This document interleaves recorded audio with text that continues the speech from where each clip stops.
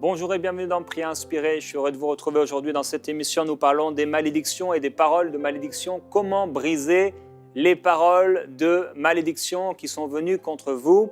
Je crois qu'en Jésus-Christ, bien sûr, et dans la parole de Dieu, nous avons la solution. La parole de Dieu est notre solution. Elle est puissante. Vous savez, tout a été créé par la parole de Dieu. Il n'y a rien qui n'a été créé sans l'accord, sans l'approbation et sans qu'elle ait été proclamée la parole de Dieu.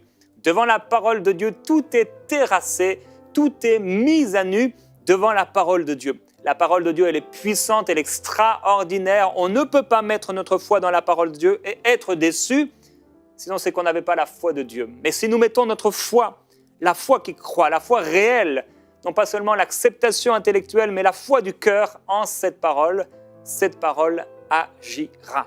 Alors, comment briser les paroles de malédiction? C'est ce que nous allons voir aujourd'hui. Et je veux déclarer dès maintenant que je me dresse contre toute parole de malédiction qui a été prononcée contre toi. Elles seront et elles sont nulles et sans effet. Et là où tu es, déclare Amen au nom de Jésus.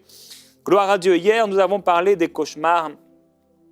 Et que faire suite à des cauchemars?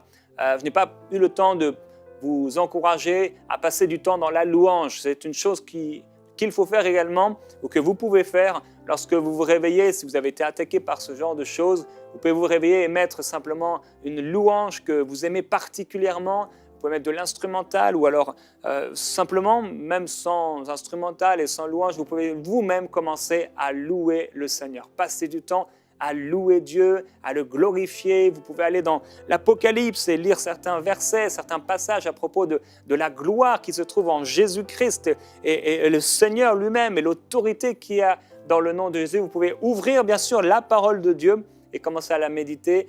D'ailleurs, ça me rappelle qu'une fois, lorsqu'on était en région parisienne, nous étions...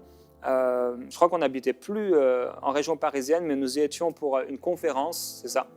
Et pendant cette conférence-là, dans la nuit, ce que j'ai raconté hier à propos de Job, et cet esprit qui est venu le visiter dans la nuit, on a vécu exactement ça. Et c'est tellement particulier, tellement bizarre. C'était à la veille d'une conférence, et donc c'était une attaque très très claire. Et j'ai ouvert la parole de Dieu, je suis tombé sur un passage dans Osée, qui dit et qui raconte que Dieu va mettre une clôture qui rendra impossible l'accès à l'ennemi. Et c'est un passage que je vous encourage à trouver. Si j'en ai parlé déjà plusieurs fois ici dans Prière Inspirée, dans le livre d'Osée. Et c'est un passage qui est puissant. Et à ce moment-là, ce géant qui était venu dans ce rêve a été pulvérisé par la puissance de Dieu et la paix est venue sur toute notre famille par la puissance du Seigneur Jésus-Christ. Alors, hier, j'ai partagé aussi un témoignage d'un homme de déjà 39 ans qui avait été guéri d'incontinence. Et j'ai vraiment senti dans mon esprit, avant de faire cette émission aujourd'hui, que plusieurs personnes d'entre vous, vous souffrez de cela. Et c'est souvent des choses dont on a honte. Vous portez même des couches et ce genre de choses à cause de cela. Et vous êtes âgé, vous n'êtes plus en âge, donc bien sûr de faire pipi au lit, puisque vous n'êtes plus un bébé ou un petit enfant.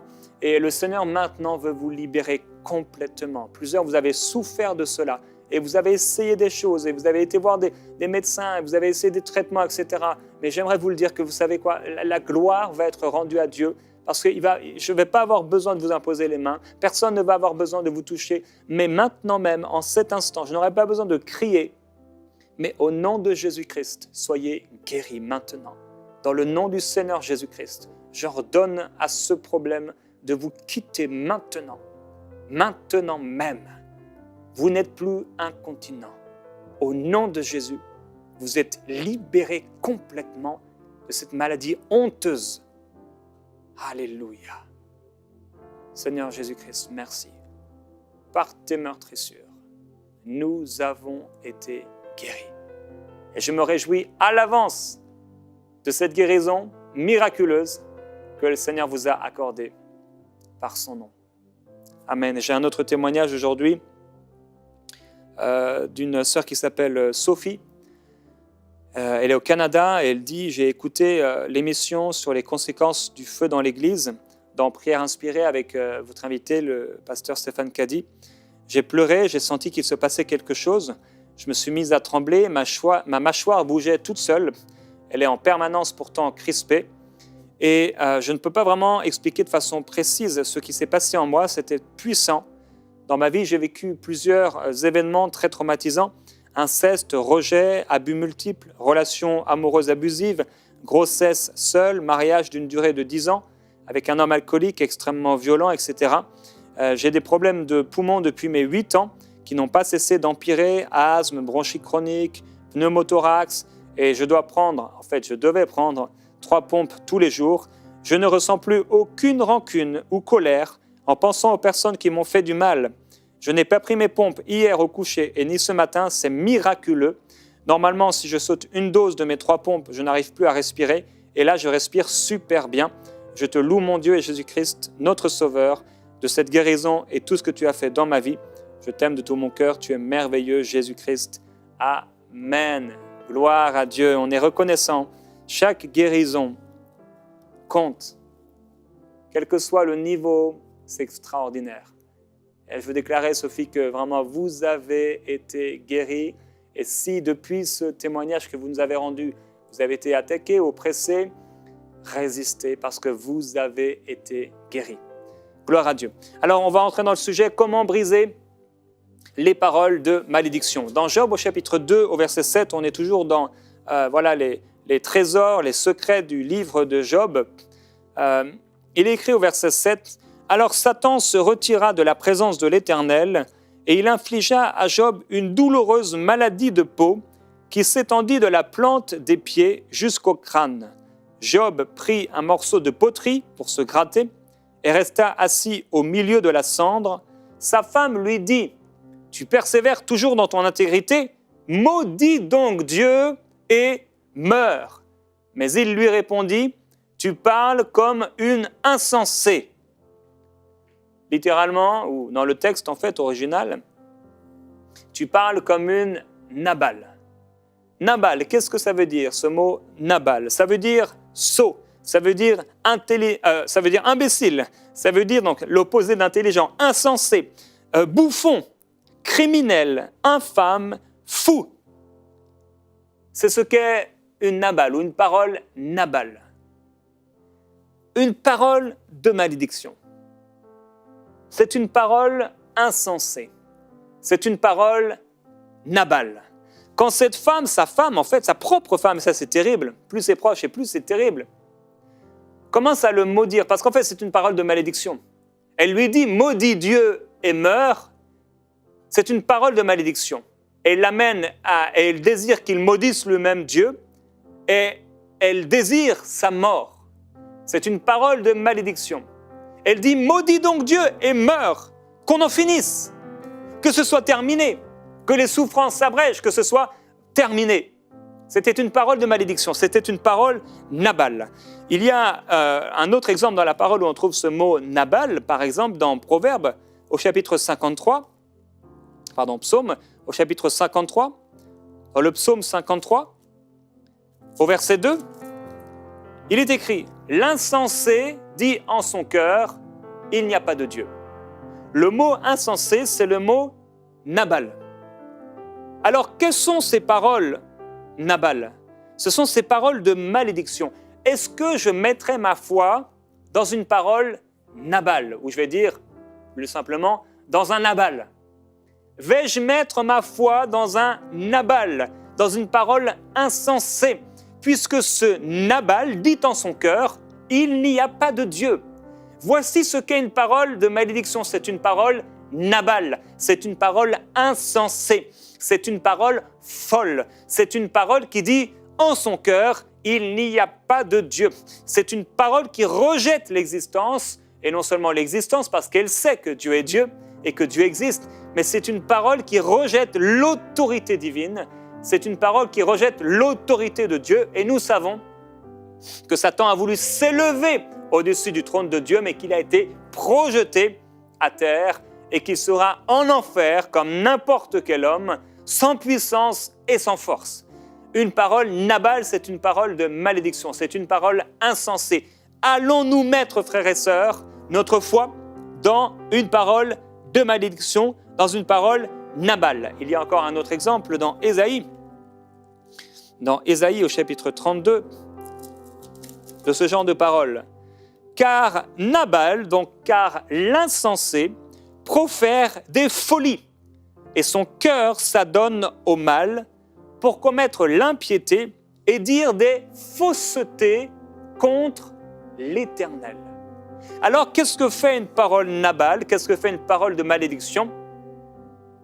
Elle dit des faussetés, des mensonges contre Dieu. Il y a donc des Nabal qui sont prononcés contre Dieu. Nous savons que Satan et les mauvais esprits prononcent des paroles contre Dieu. Nous savons, et si vous avez l'occasion peut-être de chasser certains démons, ils se sont exprimés contre Dieu. Ils se sont moqués de Dieu. Et c'est ce que dit Jude. Ils n'ont pas peur d'injurier les gloires. Avec Pierre et Jean, ils parlent des mêmes choses. Qu'est-ce que Dieu fait quand il reçoit des paroles de malédiction? Parce qu'en fait, il reçoit des paroles de malédiction. Dieu reçoit des paroles de malédiction. Et si nous avons été créés à l'image de Dieu, qu'est-ce qu'on doit faire si on reçoit une parole de malédiction? La première chose, ce n'est pas dans l'ordre forcément, Dieu reste stable sur son trône. Quand Dieu entend une parole de malédiction, il n'y a pas un de ses cils ou de ses sourcils qui bouge.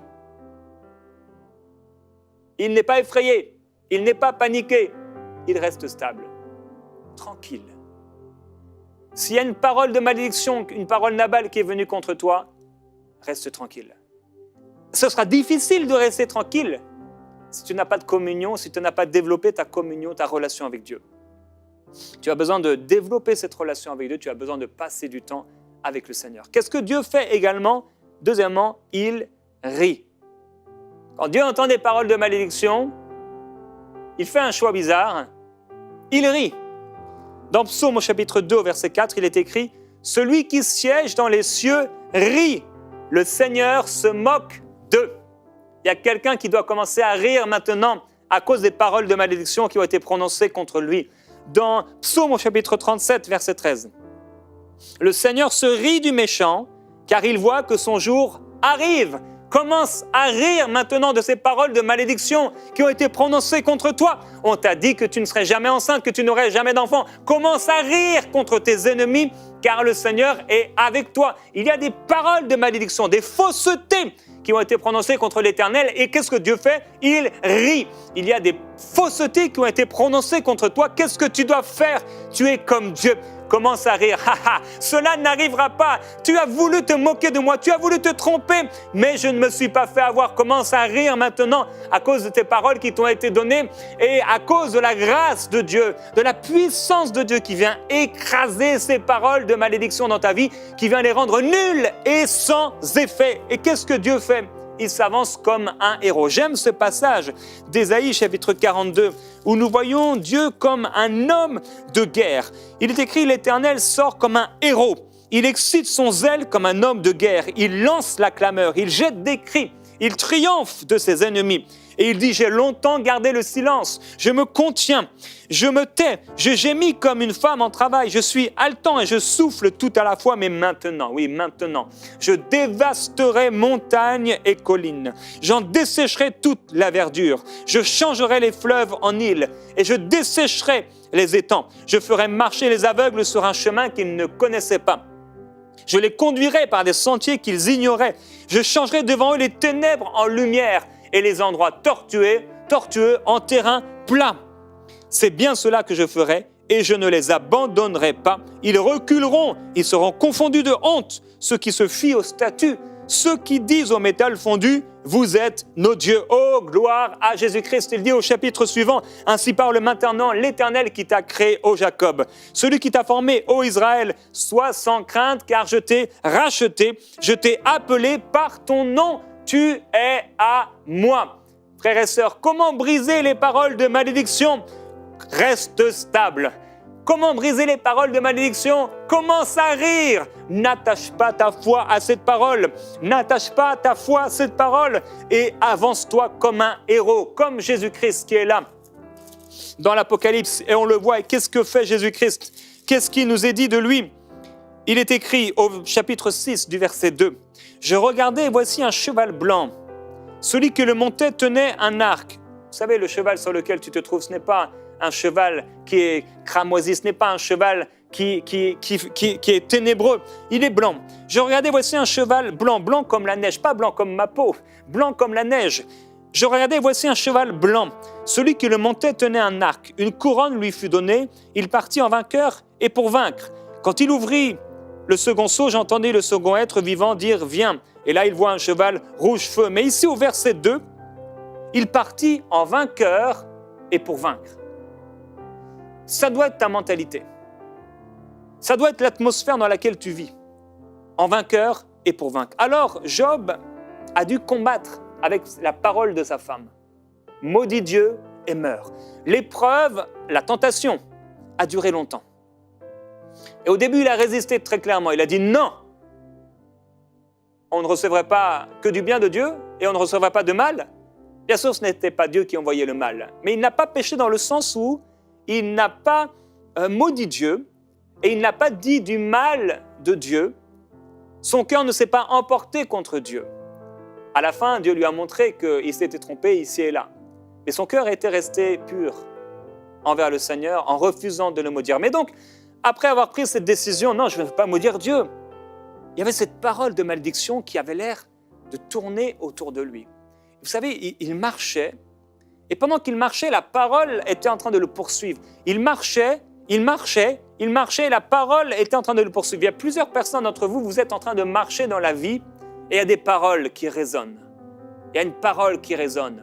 Cette parole, il l'entendait. Maudit Dieu, ensuite meurt. Maudit Dieu, ensuite meurt. Tu vas mourir. Maudit Dieu parce que Dieu n'a rien fait pour toi. Et ça venait avec toutes sortes de mensonges. C'était une parole insensée. Et il l'a bien dit. Tu parles comme une femme insensée, comme une femme Nabal. Tu me maudis, mais cette parole de malédiction ne portera pas de fruit. Dans Ésaïe chapitre 54 au verset 14, nous avons une promesse de Dieu. Dieu dit, tu seras affermi par la justice. Bannis l'inquiétude, car tu n'as rien à craindre. Et la frayeur, car elle ne s'approchera pas de toi. Oui, bannis l'inquiétude, car tu n'as rien à craindre. Et la frayeur, car elle ne s'approchera pas de toi. Si on forme des complots, cela ne viendra pas de moi, dit le Seigneur. Et quiconque se liguera contre toi tombera sous ton pouvoir. Et Dieu dit, oui, j'ai créé l'ouvrier qui souffle le charbon au feu, qui fabrique une arme de destruction par son travail. Mais j'ai créé aussi le destructeur pour la briser. Toute arme qui a été forgée contre toi est nulle et sans effet. Toute arme forgée contre toi est brisée. Toute langue qui s'est élevée en malédiction, en justice contre toi, elle est condamnée. Et Dieu dit, tu la condamneras. Tu la condamneras. C'est toi qui vas condamner la parole qui est sortie. Jusqu'ici, tu faisais appel à Dieu, mais Dieu dit, je t'ai donné l'autorité, je t'ai donné ma parole, maintenant viens condamner cette parole. Viens condamner cette parole de malédiction, cette parole Nabal, cette parole de mensonge, cette parole insensée, cette parole folle, cette parole qui venait travailler contre mon royaume, parce que cette parole n'est pas la volonté de Dieu. Alors elle vient, elle a été prononcée contre Dieu lui-même. Et à cause de cette parole qui a été prononcée contre Dieu lui-même, Dieu t'a donné l'autorité sur la terre. Il dit, j'ai donné la terre aux hommes. Il t'a donné l'autorité en Jésus-Christ. Jésus l'a dit, je vous donne la puissance de marcher sur tous les serpents, les scorpions et sur toute la puissance de l'ennemi sans que rien ne vous fasse du mal. Frères et sœurs, nous avons la puissance, nous avons l'autorité, non pas à cause de nous, non pas en nous-mêmes ou par nous-mêmes, mais à cause de Jésus-Christ, nous avons l'autorité. Du nom de Jésus-Christ, nous avons une parole de bénédiction. Et cette parole de bénédiction, lorsque nous la proclamons, la malédiction est brisée. Qui a dit ça? Il dit, tu la condamneras. Tel est l'héritage des serviteurs de l'Éternel. Tel est le salut qui leur viendra de moi, dit l'Éternel. Qui a dit ça, frères et sœurs? C'est l'Éternel. C'est qui a dit ça? C'est l'Éternel. Dis-le, c'est l'Éternel qui a dit ça. C'est l'Éternel qui a parlé. Proclame après moi, c'est l'Éternel qui a dit ça. C'est l'Éternel qui a dit que toute arme forgée contre moi sera nulle et sans effet. Oh, ce n'est pas un prêtre, ce n'est pas un curé, ce n'est pas un pasteur, ce n'est pas un quelconque responsable spirituel, ce n'est même pas un ange, c'est l'Éternel qui a déclaré. Il a déclaré que toute arme arme forgée contre moi sera nulle et sans effet. Il a déclaré que toute arme qui avait été forgée, toute langue qui s'était élevée en justice contre moi, elle sera condamnée. Et non seulement elle sera condamnée, mais c'est moi qui la condamnera avec la parole de Dieu. Vous savez, Dieu renverse la malédiction en bénédiction. Dans Deutéronome, au chapitre 23, au verset 5, il est écrit « L'Éternel, ton Dieu, n'a pas voulu écouter Balaam. Et l'Éternel, ton Dieu, a changé pour toi malédiction en bénédiction parce que tu es aimé de l'Éternel, ton Dieu. Que les complots des esprits des Ammonites et des Moabites soient sans effet. » Balak a voulu maudire Israël. Et il a demandé à Balaam de venir, mais Balaam n'a pu que le bénir. Balaam n'a pu que bénir Israël, qu'il en soit ainsi de toi, au nom de Jésus-Christ. Et je veux vous lire un passage. Alléluia. Plusieurs déjà, vous êtes en prière et vous faites bien d'être en prière. Alléluia. Alors que Pierre était en train de prêcher l'évangile, est-ce que les gens ont attendu avant d'être remplis du Saint-Esprit? Ils n'ont pas attendu. Alléluia. N'attendez jamais que je finisse de parler pour prier. Commencez cette émission en priant et en priant dans l'Esprit. Il est écrit dans Nombre chapitre 23, verset 7. Balaam prononça sa sentence et dit « Balak m'a fait descendre d'Aram. Le roi de Moab m'a fait descendre des montagnes de l'Est. Viens, il m'a dit, viens, maudit Jacob. Viens, répands ta fureur contre Israël. Comment vouerai-je à la malédiction celui que Dieu n'a pas maudit? Comment répandrai-je ma fureur quand l'Éternel n'est pas en fureur? Je le vois du sommet des rochers, je le contemple du haut des collines. Voici un peuple qui a sa demeure à part et qui ne fait pas partie des nations. Qui peut compter la poussière de Jacob et dire le nombre du quart d'Israël, que je meure de la mort de ceux qui sont droits et que ma fin soit semblable à la leur? Et Balak va dire à Balaam, mais qu'est-ce que tu m'as fait? Je t'ai fait venir pour vouer mes ennemis à la malédiction, et voici que tu les combles de bénédiction. Et il répondit en ces termes, n'aurais-je pas soin de dire ce que l'Éternel met dans ma bouche? Et Balak va l'amener à un autre endroit, mais à cet autre endroit, c'est la bénédiction. Il aurait pu l'amener dans 50 000 endroits. Dans les 50 000 endroits, ce qui avait voulu être malédiction s'est transformé en bénédiction. Et il dit à la fin, voici que j'ai reçu l'ordre de bénir. Dieu a béni, je ne le révoquerai pas. Il n'aperçoit pas d'injustice en Jacob. Il ne voit rien de pénible en Israël. L'Éternel, son Dieu, est avec lui. Il fait entendre une clameur royale. Mon frère, ma sœur, dans ta maison, dans ta vie, tu es entouré d'une clameur royale parce que tu es un roi, parce que tu es un ambassadeur, parce que le Seigneur Jésus-Christ t'a précédé lui-même. S'il ne t'avait pas précédé, s'il ne m'avait pas précédé, on pourrait avoir peur. S'il ne m'avait pas précédé, s'il ne t'avait pas précédé, on ne saurait pas quoi faire contre l'ennemi. On ne saurait pas quoi faire contre les paroles de malédiction, mais parce qu'il nous a précédés par la croix. La croix est venue avant nous, frères et sœurs, extraordinaire, c'est extraordinaire. J'aurais pas voulu venir avant la croix. Je préférais venir après la croix. J'aurais pas voulu venir pendant le sang, pendant qu'on sacrifiait les animaux. J'ai préféré venir alors qu'on a sacrifié Jésus-Christ pour le pardon de mes péchés, alors qu'il s'est donné lui-même à la mort pour moi, pour me ressusciter d'entre les morts, pour me justifier, pour me pardonner, pour me rendre pur et libre, pour faire de moi une nation sainte, une race élue, un sacerdoce royal, un ambassadeur pour Dieu le Père. Il m'a restauré, il m'a transformé, il m'a béni de toute bénédiction spirituelle dans les lieux célestes en Jésus-Christ. Il m'a installé à côté de son trône, en gloire, en autorité, en triomphe, en puissance, en autorité. Il m'a donné l'autorité du nom de Jésus-Christ. Oh Dieu, je veux te glorifier parce que les paroles de malédiction ne peuvent rien contre nous. Ces paroles ne pourront rien produire de mauvais parce que tu as dit, ce peuple est béni parce qu'en mourant sur la croix du Calvaire, Seigneur Jésus-Christ, tu es venu apporter ton sang auprès du Père. Le voile a été déchiré en deux. Tous les sorciers, la puissance de l'occultisme ne peut rien contre nous parce que nous sommes ton peuple. Nous sommes mis à part. Alors au nom de Jésus-Christ, je viens briser maintenant toute puissance satanique qui s'est élevée contre toi, mon frère, ma sœur, qui t'empêchait d'avoir des enfants, qui t'empêchait de réussir, qui t'empêchaient ceci, cela. Au nom de Jésus, je déclare que tu es béni de toute bénédiction spirituelle en Jésus-Christ, parce que Dieu ne voit rien de mauvais en toi. Tu as été pour toujours sanctifié, éternellement, pour toujours, à perpétuité. Il a fait de toi son épouse. Tu es à lui. Oh frères et sœurs, il ne faudrait pas toucher à mon épouse. À combien plus forte raison il ne faudrait pas toucher à l'épouse de Jésus-Christ. Nous sommes son épouse. Dieu dit, oh, il vaudrait mieux qu'on attache un homme, qu'on le jette au fond de la mer, plutôt qu'il s'attaque à l'un de mes enfants. Frères et sœurs, nous sommes ses enfants. Jésus-Christ dit, ne crains pas, petit troupeau, car mon Père a trouvé bon de te donner le royaume. Nous sommes son royaume.